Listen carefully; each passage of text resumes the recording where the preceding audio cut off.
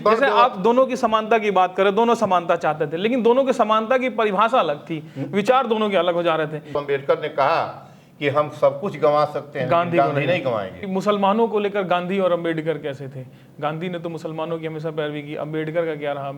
अम्बेडकर ने बोला था मुस्लिम शासक वर्ग हैं और उनको मौका मिलेगा तो फिर शासन ही करेंगे। ऐसा कुछ ये एक सामान्य बात है। 1931 गोलमेज सम्मेलन जी, गांधी बैठे हुए थे, अम्बेडकर जब आते हैं कॉन्फ्रेंस रूम में तो गांधी देखकर उनको खड़े हो जाते हैं। तो और गांधी को बहुत लोग दलित विरोधी भी समझते हैं। एकदम गलत। तस्वीरों में आपको एक तरफ गांधी नजर आ रहे होंगे और एक तरफ अम्बेडकर। गांधी जो सत्य और अहिंसा के पुजारी थे और अम्बेडकर जो न्याय और समानता के सिपाही थे। दोनों ने एक ही राष्ट्र के लिए लड़ी। उसी राष्ट्र के सामाजिक और राजनीतिक हितों को देख करके अपना पूरा जीवन लगा दिया।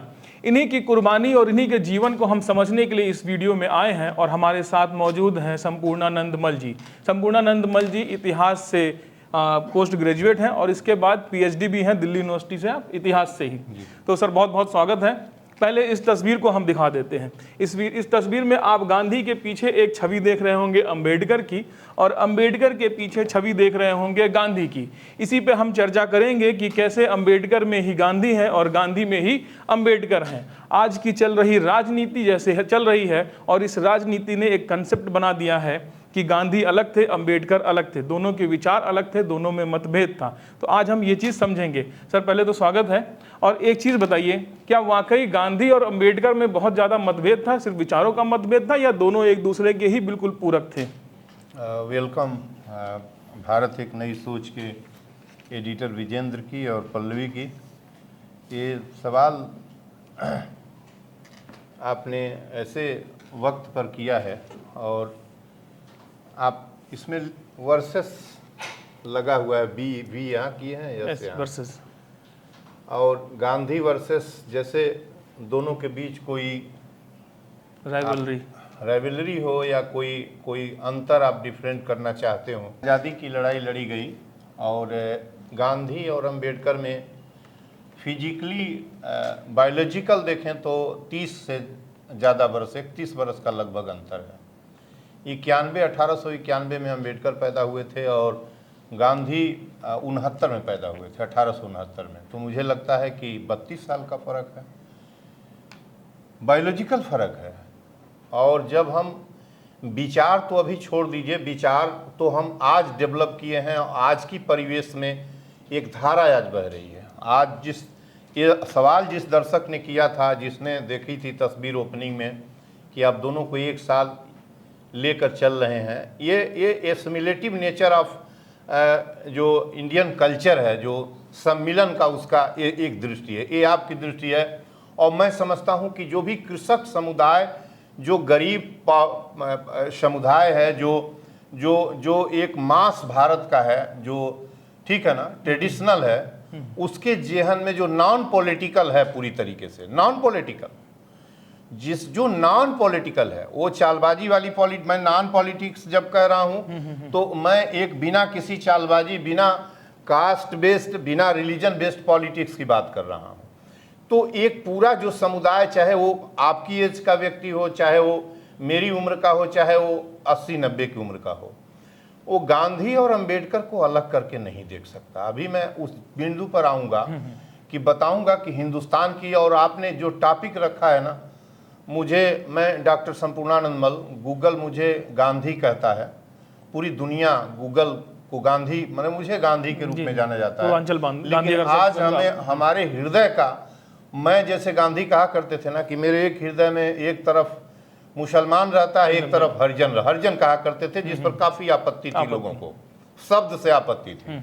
लेकिन उनका, अम्बेडकर जी ने भी आपत्ति किया था इसमें। हाँ, सबने आपत्ति किया था, शब्द की आपत्ति थी, राइट। नहीं, आज की आपत्ति बदल गई है। अम्बेडकर ने जो कहा था, अम्बेडकर ने बोला था कि हरिजन शब्द हमारे लिए क्या है कि हमारी नसों, जो हमारे जो जख्म थे उसको कुरेदना है, वो उसको ढकना है। जी, उस पर कोई मलहम लगाना नहीं, बस उसको ढक दिया है हरिजन बोल करके, जैसे अभी दिव्यांग शब्द डाल दिया गया है, उसी तरह से। हाँ, तो एक वो उस समय की सोच थी, उस समय की बात थी। लेकिन मेरे हृदय में ना, इस समय मैं अपने बता रहा हूँ कि मेरे भीतर भगत सिंह, गांधी, अंबेडकर, कलाम, ये पटेल जी, ये लोग हमारे हृदय में बैठे हुए रहते हैं। नेहरू का नाम, नेहरू तो है ही है, नेहरू को और सुभाष चंद्र बोस को तो मैं त्याग ही नहीं सकता हूँ। जो आज जिस तरीके से विषयांतर होगा उस पर एक अलग डिबेट करेंगे हम। गांधी और नेहरू वर्सेस सुभाष चंद्र बोस हम एक अलग डिबेट करेंगे। यद्यपि इस डिबेट में आपको सुभाष चंद्र बोस, भगत सिंह, नेहरू, सुभाष चंद्र बोस, पटेल और तब अंबेडकर को घुसेड़ना चाहिए। लेकिन आपने ठीक किया है कि आज इस भेद को हम बता देंगे दर्शकों से, दुनिया को भी बताएंगे कि अंबेडकर और इन दोनों जिस्म में कितना, ये दोनों जहां जिस बात के लिए दोनों के दिल में तड़प थी वो अंतिम रूप से यही थी कि जो सबसे दलित, सबसे नीचे का तबका है उसे कैसे उठाया जाए, एक व्यक्ति कैसे सामान लाया जाए जो कुचला जा रहा है, और एक व्यक्ति ये सोचता था कि कैसे हिंदुस्तान एक रहेगा। एक सत्य अहिंसा का फॉलोअर था और एक व्यक्ति समता पुरुष था। समता पुरुष जो समाज का इतना छोटा सा वर्ग मास थोड़ा को कुचल दिया था। एक चीज मैं बोलूंगा, ये अंबेडकर ने भी कहा है और हमने भी जो पढ़ा है।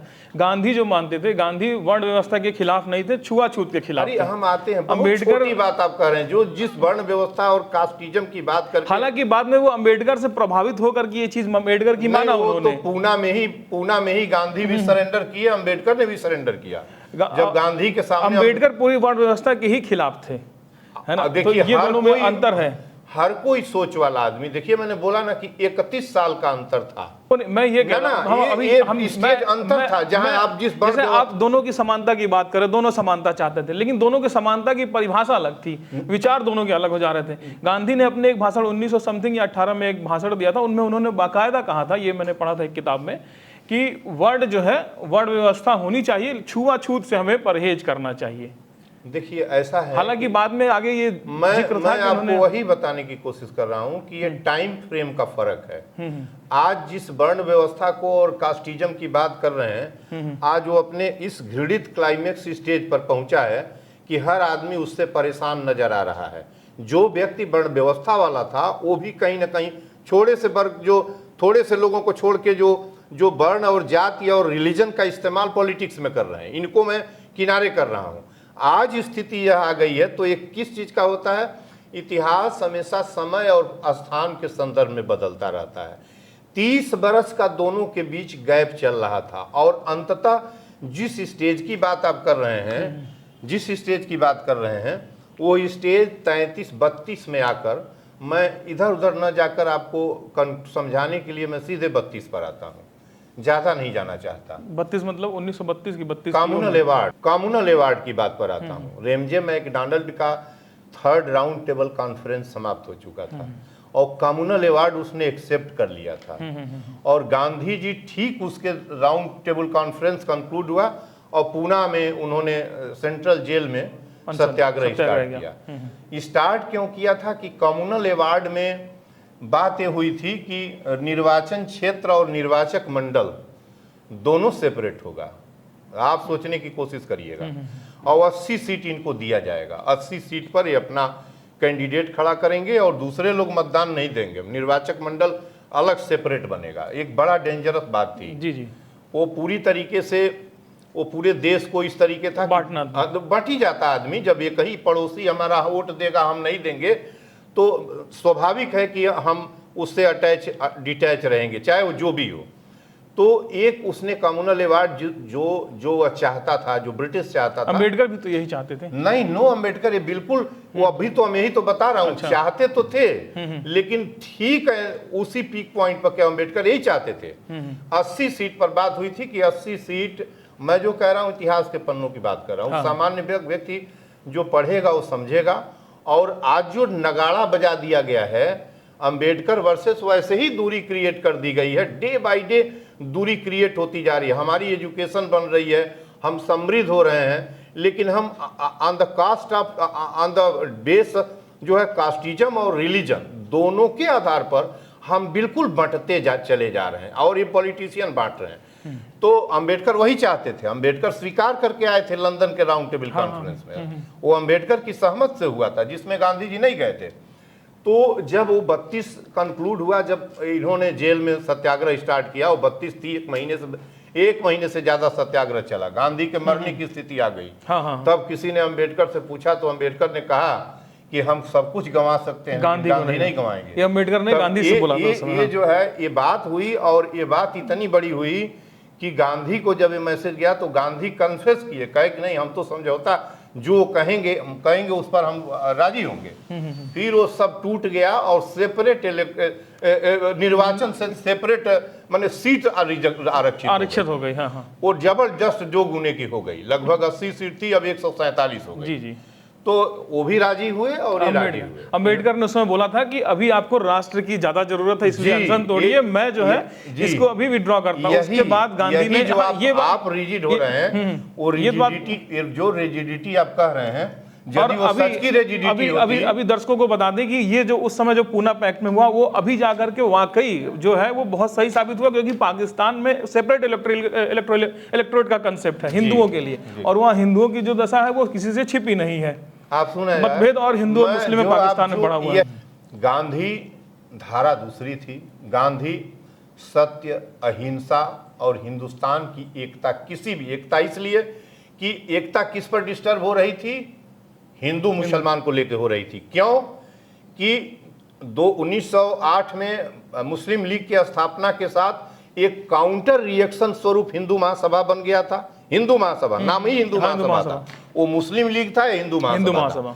तो स्पष्ट हो गया कि मार्ले मिंटो जो रिफॉर्म था 1908 का, उसमें स्पष्ट हो गया था कि उसने दोनों को, बंगाल विभाजन के बाद एक हुआ लेकिन उसने बांट दिया था वहीं, और उस विभाजन के काउंटर रिएक्शन में एक हिंदू महासभा खड़ा हुआ। और 25 में जब ये आरएसएस गठित हुआ तो हिंदुत्व की थियरी आके स्टैंड बाई में हुई थी। आज जब हिंदुत्व की थियरी, लेकिन पूना पैक्ट में इतनी सरलता नहीं थी। गांधी जी ने हस्ताक्षर नहीं किया, देवदास उनके पुत्र थे, उन्होंने हस्ताक्षर किया इधर की ओर से, और मालवीय जी ने किया। और ये माना गया कि हिंदू एंड प्लस गांधी का विंग है, लेकिन ये विंग था नहीं, इसलिए टूट गया कि जब अम्बेडकर ने एक्सेप्ट कर लिया कि नहीं भाई, टूट गया ना जब आप अपने लोगों को कह रहे थे कि नहीं इनको हम वोट नहीं डालने देंगे, हम ही रहेंगे। जब आपने स्वीकार कर लिया तो वह फिजिकली और पॉलिटिकली आपने एक्सेप्ट कर लिया कि नहीं हम मान गए, और वो अलग से निर्वाचन क्षेत्र रहेगा। तो अलग से निर्वाचन क्षेत्र तो आज भी है, बहुत सारे लेवल पर हो गया है। तो वो व्यवस्था, वो तो जरूरी था, वो जरूरी था। बहुत सारे लोग उस पर विरोध करते हैं, लेकिन विरोध का कोई स्वर ही नहीं था कि आप सदियों से एक वर्ग को कुचल दिए थे। राजनीति तो दूर थी, जब रजवाड़े और राजतंत्र था तो उसमें छोटी जाति को पूछता कौन था, वो सेवक झाड़ू लगाने वाले थे। और राजा के यहाँ जो मंत्री बनता था वो ड्यूली ब्राह्मण होता था, और राजा ऊंची जाति का होता था, क्षत्रिय होता था या कोई बड़ी जाति का आदमी। ये तो बहुत बड़ी बात होगी, चलने का अधिकार नहीं था। तो ये बात वहीं से निकली थी। अम्बेडकर के साथ जितनी अमनुष्यता स्वतः अम्बेडकर के साथ की गई थी वह अम्बेडकर झेले हुए थे। गांधी के साथ जितनी अमनुष्यता की गई थी दुनिया के लेवल पर, डरबन से, प्रेटोरिया से डरबन जाते हुए, उनको ट्रेन से, कोई आपको आज कोई ट्रेन में सीट पर बैठे रहिए, जब किसी से इधर उधर हो जाता है तो मार झगड़े की नौबत आ जाती है।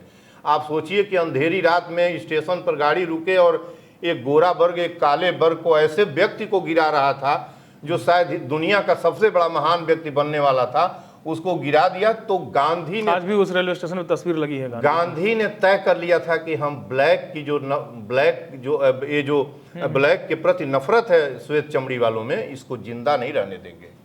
और गांधी की पीढ़ी, दूसरी पीढ़ी अफ्रीका में पैदा हुई नेल्सन मंडेला की, और आज आप जाति और रंग के आधार पर, चाहे अंदर अंदर जो भेद होता हो, हिम्मत नहीं है दुनिया में किसी मुल्क की और इस भारत के देश के अंदर।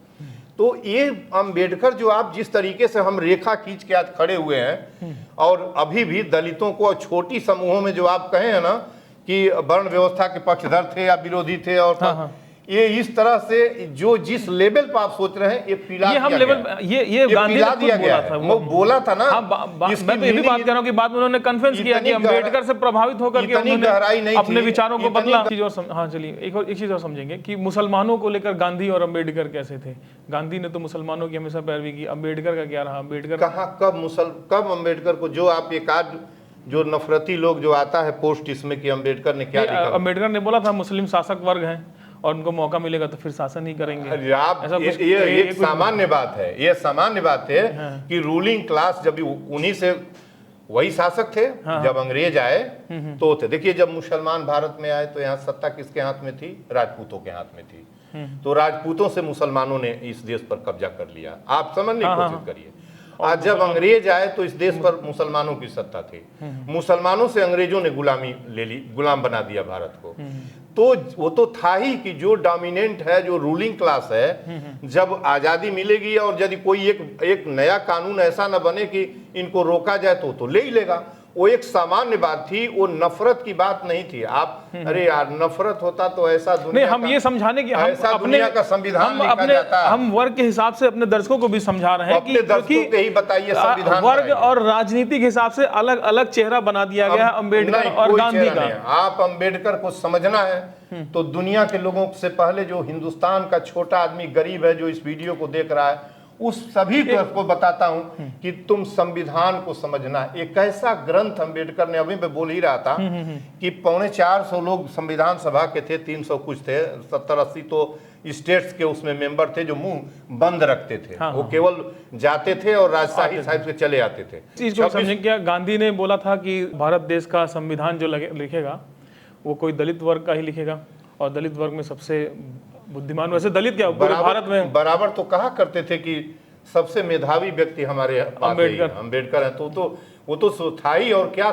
गांधी जीवित ही थे जब संविधान लिखा जा रहा था। तो और गांधी ऐसे, जब तक गांधी जीवित थे कहीं एक भी उदाहरण नफरत का इनके विरुद्ध इनके फंडामेंटल जो विचार इनका था कि इनका वो भय सता रहा था कि हम इन दलित को, दबे हुए लोगों को, संविधान तो आया नहीं था कि हम इनके लिए अलग कुछ नहीं मांगे। क्या पता इनको था 1908 में कि हम आजाद हो जाएंगे, हमारा संविधान लगेगा, हम सबके एकता का संविधान बनाएंगे, कुछ मालूम नहीं था। लेकिन इस व्यक्ति के जेहन में बात गूंज रही थी कि वो जाति नहीं तो माहर जाति के थे। बहुत सारे दलितों में सैकड़ों जातियां हैं, उपजातियां हैं, उस जाति के नहीं थे। लेकिन सभी दलित जो नीचे दबे थे, सभी दबे हुए लोगों के लिए सोच रहे थे कि कोई ऐसी व्यवस्था हो या हम ऐसी राजनीतिक व्यवस्था करें कि परिषदों में हमारे भी लोग जाएं। तो उन्होंने इस तरह की व्यवस्था की, और ये देखे थे कि यदि हम सीट रिजर्व करा लें तो वोट मार के नहीं देने देंगे। उनको पता था कि हमको वोट ही नहीं देने देंगे। जब मंदिर प्रवेश नहीं था, हैंडपाइप पर पानी पीने से मना था, कुएं पर पानी नहीं भर सकते थे, तो क्या पता कि आपके नाम सीट रिजर्व हो और वोट डालने वाली बड़ी जाति के लोग हो तो आपको वोट दें, बता दीजिए हमको। तो अंबेडकर इस बात से कोई विरोध नहीं था, इस बात से भयभीत थे कि वोट नहीं डालने देंगे तो हम निर्वाचक मंडल भी हमारा सेपरेट रहेगा, आप नहीं देंगे, हमारे लोग वोट देंगे, हम चुनाव लड़ेंगे। ये देश की कमजोरी का प्रश्न आपके लिए हो सकता है। एक मनुष्य को जिसको जमीन के नीचे दफन किया जा रहा हो जिंदा, उसके अरमान खत्म किए, वो नेशनलिटी नहीं जानता है, वो केवल जीवन जीना और ऐसे सिर उठा के चलना जानता है, वो नेशनलिटी जानेगा? वो किस तरह की नेशनलिटी भाई? नेशनलिटी कैसे? जब उसके खाने पर, पानी पीने पर, उसके चलने पर, उसकी छाया से आप नफरत करते हैं तो किस चीज की nationality? Nationality is a bond, love bond है दो लोगों के बीच, समूहों के बीच। ऐसे हवा में नहीं चलता है राष्ट्रवाद कि एक व्यक्ति दो समूह को कुचलता रहेगा और नेशनलिटी चलेगी, ऐसे नहीं होता है नेशनलिटी। वही फियर था इनकी इस ये छोटा कोई व्यक्ति आज अंबेडकर गाली दे रहे हैं, प्रतिमा तोड़ने की कोशिश। आज तो मैं एक मिनट का उसमें स्पीच दूंगा इनके ऊपर, थोड़ा बोल लें, याद दिलाइएगा कि क्या ये वहां जुगा गया है कि हम आप अंबेडकर पर बात कर रहे हैं। लफंगे लोग जिनको कॉन्स्टिट्यूशन लिखने का ढंग नहीं था, जिनको संविधान का एक पन्ना, जो फंडामेंटल राइट्स की व्याख्या नहीं कर सकते, जो रेमेडीज के लिए 1 महीने में एक रेमेडीज की फाइल बना के रीड करते हैं कोर्ट में, वो अंबेडकर की प्रतिमा पर कह रहे हैं कि तोड़ देंगे, गालियां दे रहे हैं। क्या ये अधिकार है किसी को इस तरीके से करने का? तो अंबेडकर एक ऐसा विचार था, एक जेहन में एक दबे हुए लोगों के, एक ऐसी दबी हुई कौम, दबे हुए मास लोगों के, बहुसंख्यक दबे हुए लोग, अरे भाई 5% से कम लोग 95% को कुचल रहे थे। वो केवल माहर जाति का और केवल दलित का नहीं था, लेकिन जो अछूत थे उनको ड्यूली उनको दबाया जा रहा था। एक ऐतिहासिक घटना पे जिक्र करेंगे, 1931 गोलमेज सम्मेलन। जी, गांधी बैठे हुए थे, अंबेडकर जब आते हैं कॉन्फ्रेंस रूम में तो गांधी देखकर उनको खड़े हो जाते हैं। जी, ये ऐतिहासिक घटना काफी चर्चित है। जी। इससे समझेंगे कि दोनों एक दूसरे को कितना सम्मान करते थे। और भी कोई किस्सा या ऐतिहासिक घटना हो? अनगिनत है। तो आप हमें बताइए। एक भर किताब हमें याद नहीं है सेंटेंसेस, लेकिन गांधी के अंबेडकर के लिए जितनी समसामयिक ऐतिहासिक समसामयिक जो टाइम में जितना लव था ये गांधी, वो किसी के पास नहीं था। गांधी के दिमाग में अंबेडकर के लिए बिल्कुल साफ वो था कि अंबेडकर और अंबेडकर भारत के ही नहीं, गांधी के ध्यान में था कि दुनिया के विद्वान और मेधावी व्यक्ति अंबेडकर हैं। लेकिन इनका ये दूसरे रास्ते पर चल रहे थे। ये एकता और जो एक मास लेवल पर जो बड़ी ज्यादा जातियों को कुचलने की, थोड़े से लोगों उनके उत्थान उनके बचाने की हिफाजत कर रहे थे। इनके जेहन में अंग्रेजों को भगाने का, गोरी चमड़ी वालों को लखेदने की आग लगी थी गांधी के दिल में। तो करता हुआ गांधी को बहुत लोग दलित विरोधी भी समझते हैं। एकदम गलत। मैं देखिए बिल्कुल इस डिबेट में मैं इतिहास के पन्ने से एक शब्द भी गांधी के मुंह से दलित विरोध का, वो विरोध का नहीं है, वो समसामयिक उनकी व्याख्याएं और टिप्पणियां हैं।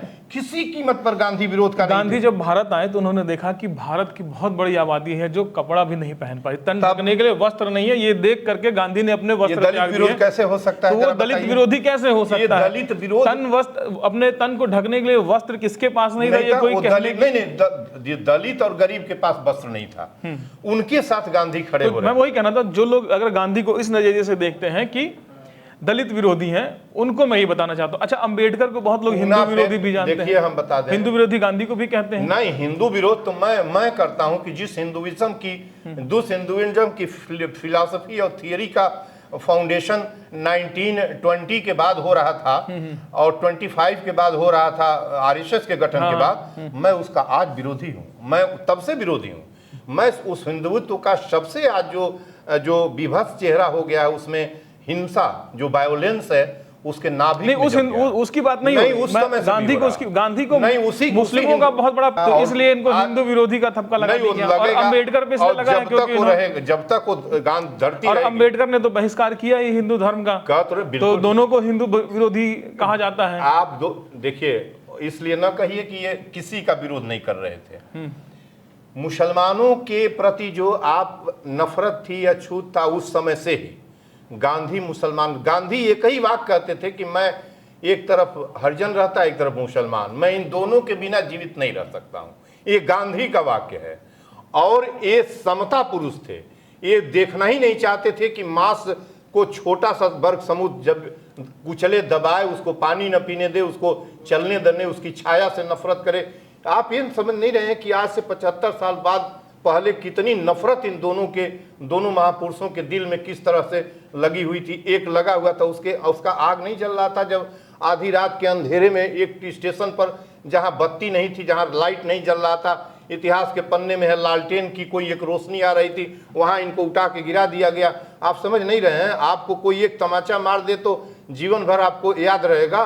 और वो दोनों के दिल में मनुष्यता के प्रति जो घोर दुर्व्यवहार एक अंग्रेजों द्वारा किया जा रहा था और एक अपर कास्ट जो डोमिनेंट सोसाइटी क्लास था उसके द्वारा मास लेवल के छोटे लोगों को कुचला रहा था। दोनों एक दुनिया की महाशक्तियां थी जो अपने हिंदुस्तान को तो गर्व है इन शक्तियों के ऊपर। ये महाशक्ति दुनिया जानता है और जब तक विश्व रहेगा तब तक इनके बौद्धिक क्षमता का याद करेगा कि क्या बौद्धिक क्षमता थी। ऐसा कॉन्स्टिट्यूशन इन्होंने लिखा है जो कोई लिख नहीं सकता। प्रत्येक पंक्तियों में समता, इक्विलिटी, फ्रेटर्निटी, फ्रीडम, इस और जो है यूनिटी, सॉवरेनिटी, ये सब भरी हुई है उस संविधान के पन्ने में। और सत्य अहिंसा को जब याद किया जाएगा कि कोई है तो बुद्ध के सेकंड नंबर पर बुद्ध और सेकंड नंबर पर गांधी को दुनिया याद करेगी। और ये विचार मैं खंडित करता हूं, पूरी तरीके से कंडम करता हूं।